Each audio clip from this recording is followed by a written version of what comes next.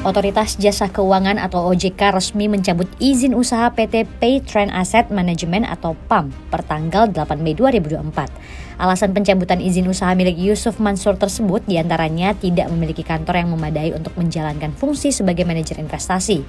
Selain itu, perusahaan juga tidak memenuhi komposisi minimum direksi dan dewan komisaris. PAM juga gagal memenuhi persyaratan fungsi-fungsi operasional yang seharusnya dijalankan oleh manajer investasi. PT Paytrend Asset Management tidak memenuhi kecukupan minimum modal kerja bersih disesuaikan atau MKBD sesuai aturan. Perusahaan juga tidak memenuhi kewajiban penyampaian laporan kepada OJK sejak periode laporan Oktober 2022. Sementara itu, Yusuf Mansur menegaskan bahwa semua dana masyarakat yang dihimpun dalam perusahaan manajemen asetnya sudah dikembalikan pasca pencabutan izin oleh OJK. Sebelumnya, pada 2002 lalu, Yusuf Mansur mengumumkan akan menjual kepemilikan sahamnya di PAM. Namun, ia mengaku penjualan tersebut tidak berhasil.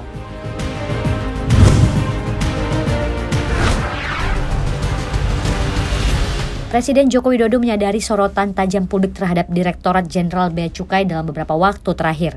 Jokowi akan segera memanggil pejabat terkait untuk membicarakan kondisi tersebut. Jokowi tidak menyebutkan tanggal pasti rapat tersebut akan diselenggarakan. Akan tetapi, nantinya bakal ada evaluasi menyeluruh pada jajaran Ditjen Bea Cukai. Diketahui sederet persoalan memantik emosi masyarakat terhadap instansi di bawah Kemenkeu tersebut. Antara lain mengenai implementasi aturan barang bawaan impor yang akhirnya direvisi. Kemudian, ada beberapa kasus seperti aduan masyarakat mengenai bea masuk sebesar 31,8 juta rupiah untuk pembelian sepatu senilai 10,3 juta rupiah. Ramai juga impor hibah barang sekolah SLB dan impor robot Megatron.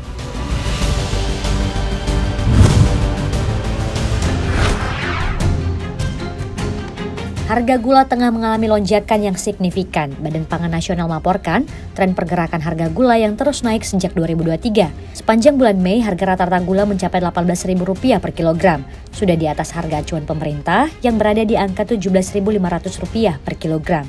Menurut Bappenas, kenaikan gula dalam negeri disebabkan oleh penurunan produksi gula nasional dan faktor musiman yang mendongkrak permintaan. Selain itu, pasokan dalam negeri yang terbatas imbas El Nino tengah mendorong lonjakan harga gula. Sementara itu, di tengah kenaikan harga gula konsumsi, Peritel membatasi penjualan kepada konsumen. Ada yang membatasi hanya 2 kg per transaksi, ada juga yang hanya 1 kg per orang per transaksi.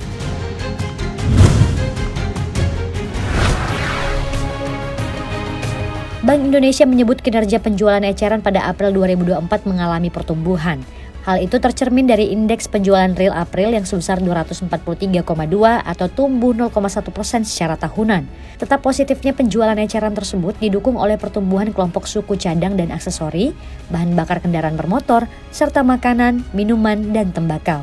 Secara bulanan, penjualan eceran diperkirakan tumbuh positif sebesar 3,3%, ditopang oleh kelompok peralatan informasi dan komunikasi serta makanan, minuman, dan tembakau yang didorong oleh aktivitas belanja di Idul Fitri. Dari sisi harga, tekanan inflasi pada Juni dan September 2024 diperkirakan menurun. Hal ini tercermin dari indeks ekspektasi harga umum Juni dan September 2024 yang masing-masing tercatat sebesar 140,1 dan 134,5. Lebih rendah dari bulan sebelumnya yang masing-masing sebesar 146,1 dan 136,9.